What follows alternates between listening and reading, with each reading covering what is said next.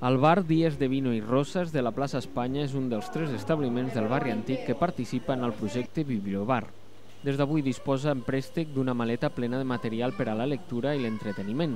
En total, una 60ena de documents variats que van des de llibres de cuina, salut, narrativa, infantils, a revistes ben diverses.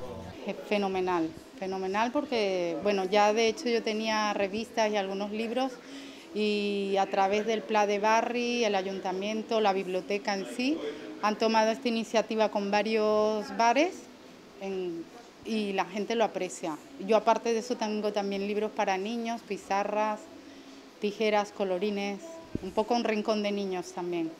El bibliobar, que s'allargarà fins a finals d'any, va adreçat a totes aquelles persones que vulguin prendre alguna cosa a la vegada que degusten un bon llibre o revista.